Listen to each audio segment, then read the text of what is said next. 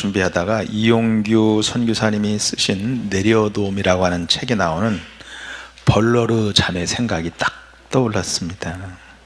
이름이 뭐라고요? 이름이 벌러르예요. 벌러르.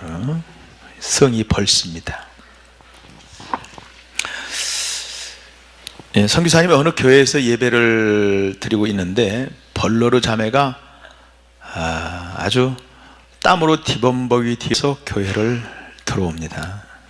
이 자매는 몇 시간 전에 소를 잃어버려 가지고 그걸 찾으러 뛰어나갔다가 예배 시간이 임박하니까 소를 버려두고 말씀을 들으려고 들판을 가로질러 왔다는 거예요. 몽골에서는 소라고 하는 것은 우리 예전에도 그랬지만 삶의 기반이요, 재산 목록 중에 중요한 목록입니다. 소 한 마리가 보통 사람의 1년치 월급과도 같은 그런 정도의 재산 목록입니다. 이 자매는 예수 믿은 지 무슨 집사님도 아니고 무슨 직분을 대단히 가진 것도 아니고 교회를 오래 다닌 게 아니라 몇 달밖에 되지 않았는데 예배의 중요성을 깨닫고는 소를 포기하고 교회로 달려왔다는 겁니다. 정말 놀라운 사실은요, 이 드라마틱한데요, 예배를 마치자마자 예배당 밖에서 음메하고 소울음소리가 들려왔다는 거예요. 그래서 잃어버린 소가 예배당에 찾아온 거예요. 소를 잃어버렸을 때 소를 찾는 기쁨을 포기하고 예배의 기쁨을 선택했는데 하나님은 예배의 기쁨과 소를 찾는 기쁨을 모두 얻게 했다는 것입니다. 왜 어떤 성도는 이런 예배에 대한 열망이 일어날까요? 그것은 예배 때 하나님과의 만남이 있기 때문에 그렇지 않습니까? 하나님을 만나면 예배에 참석하는 동기가 달라집니다. 마치 애인을 만나러 가는 청년의 심정과도 같은 마음이 딱 들어요. 창세기 18장에 야곱이 광야에서 돌베개를 하고 잠을 자다가 하나님을 만나는 체험을 딱 합니다. 그때 야곱이 가장 먼저 한 것이 뭐냐면 베개하였던 돌을 가져 기둥으로 세우고 그 위에 기름을 붓고 제단을 쌓았어요. 열왕기하 5장에 보니까 나아만 장군이 하나님의 이적으로 문둥병을 치료받은 다음에 그가 제일 먼저 한 말이 평생 내가 하나님 앞에 예배하며 살겠습니다. 열왕기하 5장 17절 보니까 이제부터는 종이 번제든지 다른 제든지 다른 신에게 드리지 아니하고 다만 여호와께 드리겠나이다, 이렇게 바뀌었어요. 여러분, 하나님을 만나야 합니다. 그래서 예배가 중요한 거예요. 여러분, 스케줄을 빼곡히 만나야 할 사람들이 일정이 이렇게 기록이 되어 있어요. 그러나 정말 만나야 할 분은 누구냐? 하나님이십니다. 예배가 하나님과의 만남입니다. 따라서 예배는 하나님과의 만남입니다. 우리가 만나지 말아야 될 사람, 만나면 불편한 사람, 부담스러운 사람이 있어요. 그런 사람 만나면 우리가 뭐예요? 만나면 막 만나기도 싫지만은 만나고 나면 피곤해요. 그냥 부담스럽고 피곤한 사람이니까 만나도 피곤해요. 불쾌합니다. 힘이 듭니다. 그러나 정말 만나야 될 사람, 사모하는 사람, 친한 친구, 마음을 나누는 사람과 복된 사람과 만나면 어때요? 말이 많아지고 기뻐지고 행복해지고 또 딱 끝나고 돌아올 때는 뭐예요? 아쉬워서 또 만나고 싶어서, 아유 오늘 시간이 짧다, 다음에 시간을 많이, 하루 종일 있었거든요. 시간을 더 내서 만나자 그럽니다. 전화통화를 한 3시간 한 다음에 아이고 오늘 다 못한 얘기는 다음에 하자. 3시간 했는데 뭘 다음에 해요? 그렇게 할 말이 있나요? 이게 만나고 싶은 사람의 특징입니다. 그래서 그런 사람 만나면 가슴이 벅차오르고 환희가 있고 기쁨이 넘칩니다.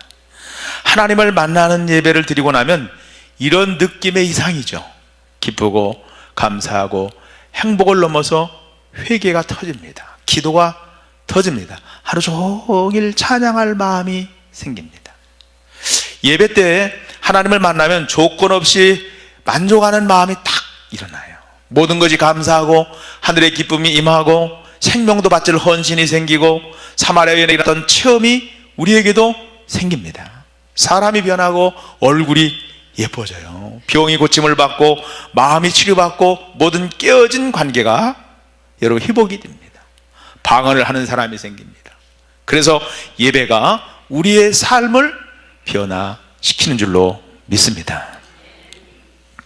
오늘 본문에 성령이 임하면 여러분 생겨난 초대교회에 대해서 말씀하는 부분이 나오는데 2장 42절에 보면 그들이 사도의 가르침을 받아 떡을 떼며 날마다 마음을 같이하여 성전에 모기를 힘쓰고 집에서 떡을 떼며 하나님을 찬미하며, 이런 본문, 교회가 생길 때부터 예배하는 공동체였다는 것을 우리가 보게 되었습니다. 사도의 가르침을 받아 떡을 떼며 오로지 기도하기를 힘쓰며 날마다 마음을 같이하여 성전에 모기를 힘쓰고 집에서 떡을 떼며 하나님을 찬미하며, 이거는요 예배를 표현하는 다른 표현들입니다. 다른 표현, 다 예배했다는 얘기예요. 그 얘기가요. 성령께서 성도들의 마음에 임했을 때 그들이 예배하도록 교회로 모이게 했다는 것입니다. 성령께서 이렇게 하신 것은 예배가 그만큼 중요하다는 거예요. 존 베가다 목사님은 우리는 예배 드리기 위하여 구원받았다 이렇게 말했어요. 한번 따라서 해볼래요? 우리는 예배 드리기 위하여 구원받았다. 우리가 살다 보면 반드시 지치고 어려울 때가 있어요. 교회 병사도 어렵고 예배를 인도하는 또 준비하는 힘들 일도 어렵고 교회학교 교사, 성가대, 우리 찬양단, 또 선교, 전도 훈련, 뭐 이게 다 쉽지 않아요. 어느 순간 지칠 때가 옵니다. 그래서 예배가 있어야 돼요. 예배는 하나님을 만나고 하나님으로부터 은혜를 공급받는 시간입니다. 그래서 세상을 살아갈 힘을 얻고 사명을 감당할 힘을 얻는 거예요. 초대교회는 무서운 핍박이 있었습니다. 이단의 미혹이 있고 온갖 가지가지 시험과 환란이 넘쳤습니다. 그러나 예배를 통하여 계속 하나님과의 만남, 하나님을 체험하는 삶, 하나님이 살아계신 역사를 체험하는 그 예배를 드리는 초대교회가 있었기에 그들이 믿음을 지킬 수가 있었습니다. 초대교회 공동체 예배가 어느 정도 은혜로우는지 오늘 44절 45절에 보니까 모든 물건을 서로 통용하고 또 재산과 소유를 팔아 각 사람의 필요를 따라 나눠주며, 여러분 이런 일이 좀 생각해보면 상상할 일이 아니에요.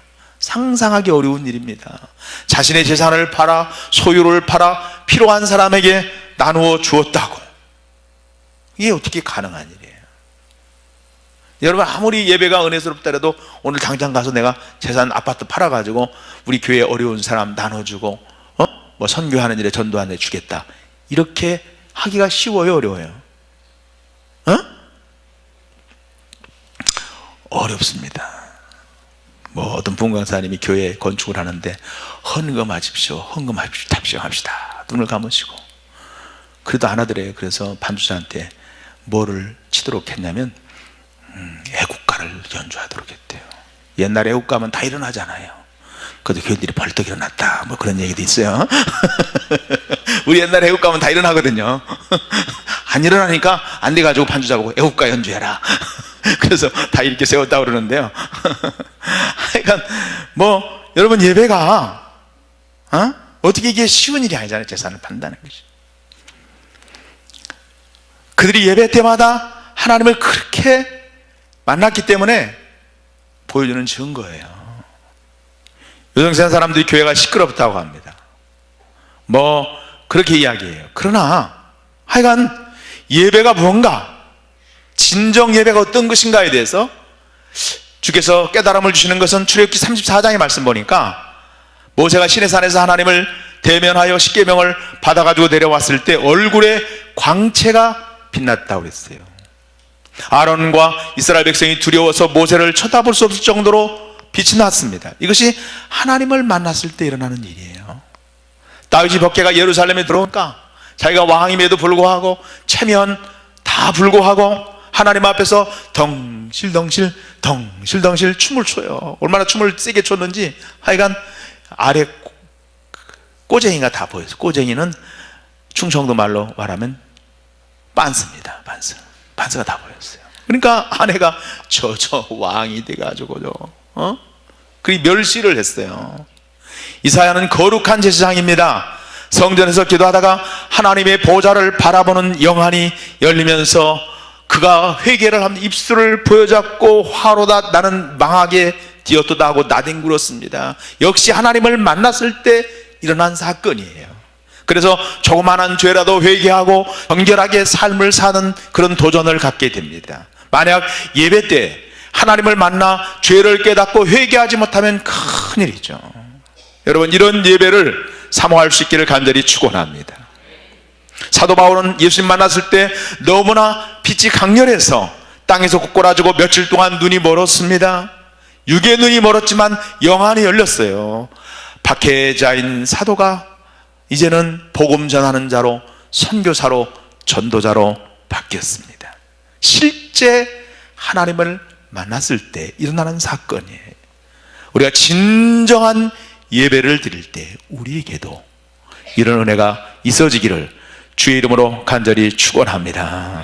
간절히 축원합니다. 그래서 우리가 예배의 목숨을 걸라, 예배 하나 잘 드리라, 이런 말을 저도 많이 들었어요. 뭐 예배 순서 잘 짜야 된다, 예배당을 잘 지어야 된다, 예배당 인테리어도 잘해야 된다, 음향도 좋아야 된다, 찬양대도 잘 조직해야 된다, 설교도 잘해야 된다.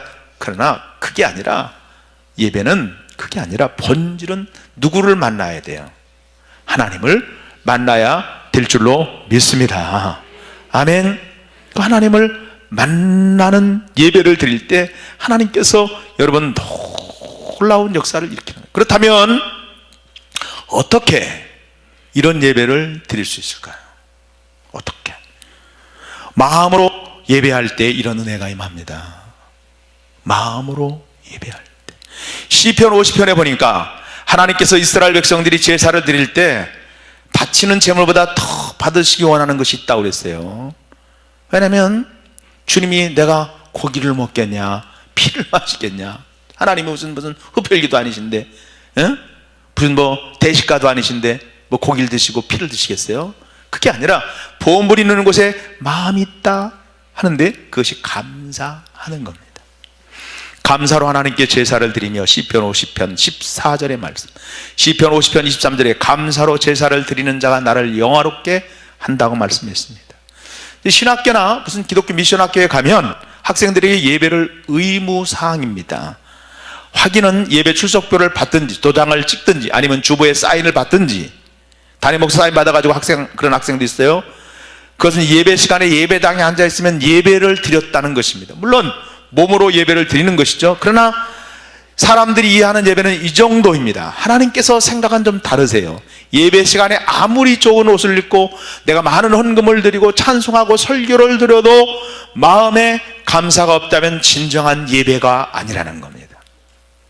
오늘 여러분 이렇게 나오셨는데 여러분 심령이 좀 어떠세요?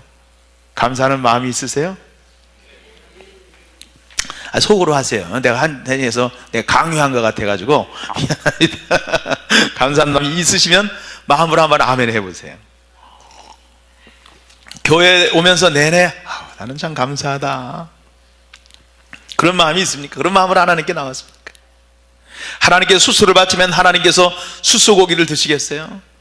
염소를 바치면 염소의 피를 마시겠어요?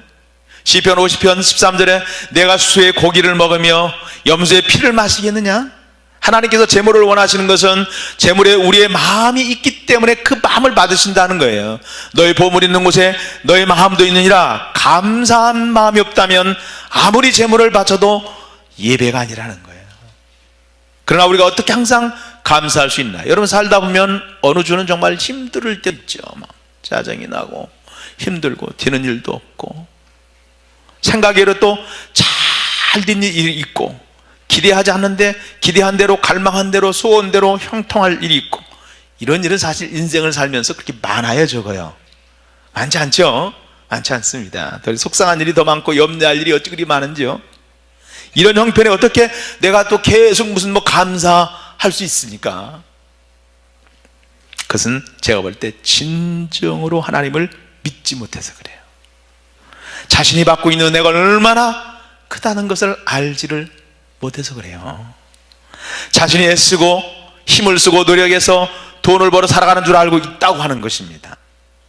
여러분, 태양이 어떻게 뜨며 지구가 누가 붙잡고 계시며 공기 속의 산소의 농도는 누가 조정하며 씨를 심으면 곡식이 납니까? 곡식을 나게 하시는 분이 누구세요? 하나님이세요.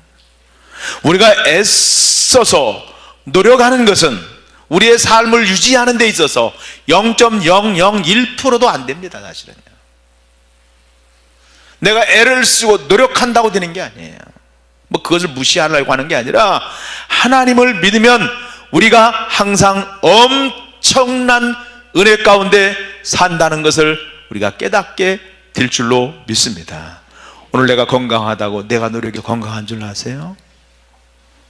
내가 열심히 한다고 해서 그 소득이 다 나에게 오는 것인 줄 아세요? 아니에요. 제가 이렇게 다큐멘터리를 보고 가슴이 얼마나 미어지는지 그거 보면서 참 바나나를 먹으면서 감동을 가져야 되겠다 이런 생각이 들더라고요. 옛날에 하긴 바나나가 비싸서 그 먹을 때 최고 소원이 있다면 바나나. 전 어렸을 때 또 소원이 하나 있다면 감기 걸리면은 계란 먹는 게 소원이에요. 그래서 몸살 나면 우리 예산 시장이 있었거든요. 예산 중앙시장이라고 역전에 중앙시장이 있는데요. 그 시장에 가면 할머니들이 계란하고 오리알을 삶아서 몇 개 갖다 파는 거 있어요. 그럼 감기 걸리면 저희 어머니가 돈을 주면서 너 이거 하나 사 먹어라. 그래 기운 내라 그러면 그 삶은 거 탁 하나 사가지고 까먹는 재미가 어떻게 확 먹어요. 조금씩 먹죠. 너무 맛있는 거예요. 그보다 더 맛있는 거는 그 소뼈 국물로 해가 소뼈가 아니라 돼지뼈 국물로 해서 국수 말이 해주는 게 있어. 국수. 요즘은 옛날엔 장날은 그게 다 있었어요. 끝내주게 맛있습니다. 그게 얼마나 맛있는지요.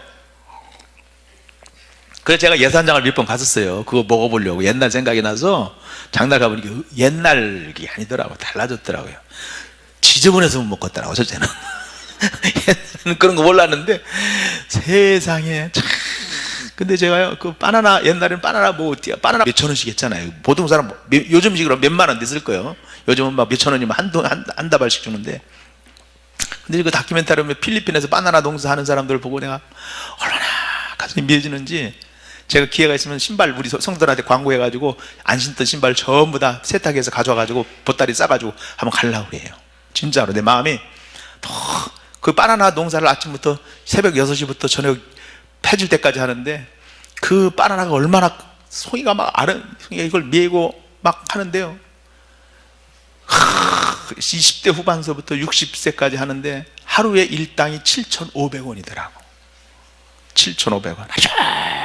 40도 50도 막 비 오듯이 땀을 내면서 하는데 7,500원. 우리나라는 75,000원 줘도 안 할 것 같아. 근데 내가 그것 때문에 그런 게 아니라 신발을 안 신었어요. 이 사람들이요. 신발을 안 신어가지고 그 막 가시가 있고 얼마나 막 그런데 그걸 그냥 맨발로 걸으다 보니까 발바닥을 보여주는데 제가 어렸을 때 그 농사 짓던 우리 어른들 발바닥하고 약간 비슷해요. 쫙 갈라 이만큼씩 벌어졌어. 발바닥이 맨발로 다녀가지고 거기 운동화도 없나? 그러니까 어려우니 그러면서 그 사람들이 그런 얘기더래. 어디 60 먹은 분인데 내가 60의 나이에 이렇게 일할 수 있는 것만 해도 너무 행복하다는 거야. 하루에 7,500원씩 받는데 그분은 이제 나이가 먹어서 무거운 건 들지 못해. 근데도 자기가 이렇게 다른 일을 하는데 그걸 보면서 내가 가슴이 아주 미어지더라고요. 그 밥을 먹는데 튀김 그 닭을 먹더라고요. 몇 개 먹지도 않아요. 왜 그걸 먹냐 그랬더니 배가 든든하라고. 그 옛날 생각나더라고요. 우리 어렸을 때는 어른들이 밥 먹으면 배부르잖아요. 그러면 배를 눌러봐요. 꽁꽁이 다 들어갔나 안 들어갔나. 배가 똥땅한 게 할 때 미겨. 옛날 분들은 뭐 먹을 것도 없는데. 그러면서 절대 뛰지 말라고 그래요. 왜? 배 꺼진다고. 뛰는데 배 꺼진다고. 뛰면 금방 소화돼. 아이고 배 꺼진다고. 그래야지. 일마에 배 꺼져. 우주 가면 배가 많이 나오면 뭐요? 사장님이라고 써요. 요즘 배가 많이 나왔다. 관리 못했다 그래요. 관리 못했다. 그러니까 시대가 좀 많이 달라져서 그걸 보니까 그냥 눈물이 나더라고요. 눈물이. 아이고 세상에. 나도 갱년기인가 왜 저런 걸 보면서 눈물이 나는지 모르겠어. 그걸 보면서 제가 아주 얼마나 가슴이 아픈지, 그냥 먹는 것이 언짢지. 그러면서 가정을 이끌어가고 그런 걸 보면서, 저는 우리나라가 뭐 청년 실업이 많다는데 제 말이 꼭 맞는 말인지는 잘 모르겠지만은 사실은 직장이 없는 건 아닐 것 같아. 일거리가 참 많은데 어려운 일 싫고 힘든 일 싫고 하기 싫은 일 싫고 이것저것 다 빼고 돈 많이 주고 대우 잘해주고 이런 일만 다 이렇게 눈에 보이는 게 그것만 봐가지고 안에서 일자리가 없지 일거리가 없는 건 아닌 것 같아. 제 말이 꼭 맞는 말은 아닙니다. 세상 말이라는 게 꼭 맞는 말은 아니에요. 알았죠? 이 말도 있고 저 말도 있으니까 맞는 말은 아니겠지만 제가 볼 때 어느 정도는 이해가 되는 말인 것 같아요. 그렇죠? 공감 안 해도 뭐 괜찮아요. 이거 뭐 성경 말씀 아니니까. 제가 생각할 때 그렇습니다. 하여간 우리가 이렇게 엄청난 은혜 가운데 사는, 우리가 노력하면 그 사람이 최고 잘 살아야지. 아침부터 저녁 7시 8시까지 또 그 아줌마들이 하는데 그 바나나 닦는데 물에다 넣어가지고 손이 막 퉁퉁 불었더라고요. 하루 종일 물에다 손을 잠그고 있으니까 막 장갑도 안 꼈어. 그래서 고무장갑도 가지고 가야 되겠다 이 생각이 들더라고요. 두 가지. 세상 우리가 바나나 먹잖아요. 여러분 바나나 먹을 때 그냥 먹는 줄 아세요? 감사함으로 먹으셔야 돼. 내가 사과 농사 지니까 사과 그냥 먹는 줄 아세요? 나 뼈 빠지게 농사를 졌습니다. 감사함으로 먹어야 된다.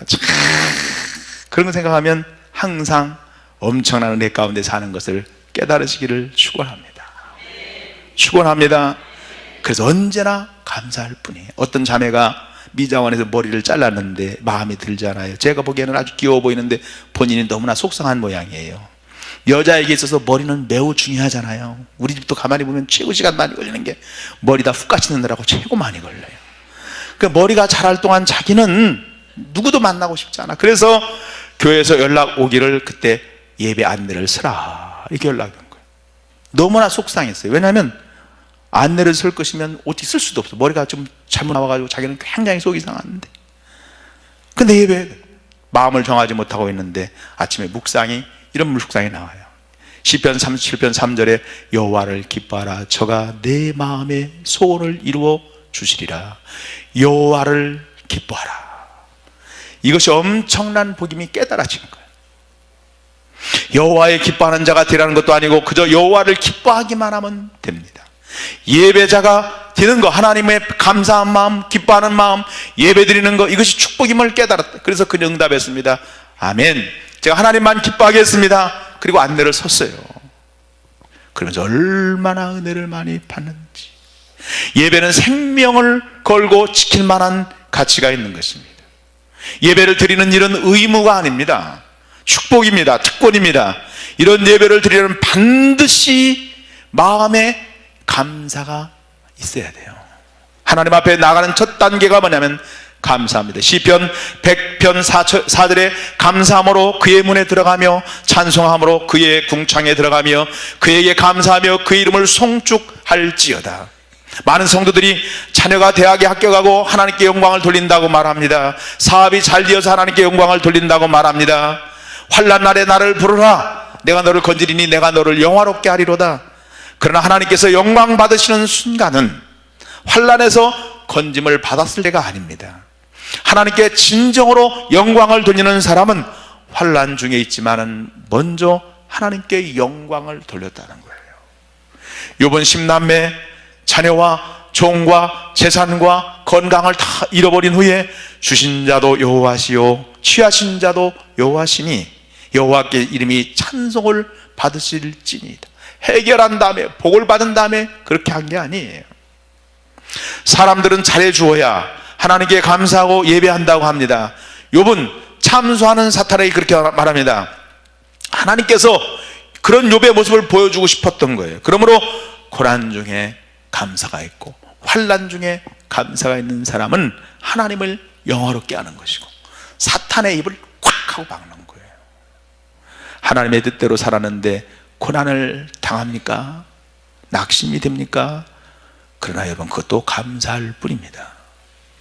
베드로전서 2장 19절에 보니까 부당하여 고난을 받아도 하나님을 생각함으로 슬픔을 참으면 이는 아름다우니라. 고난을 받고 참으면 이는 하나님 앞에 아름다우니라.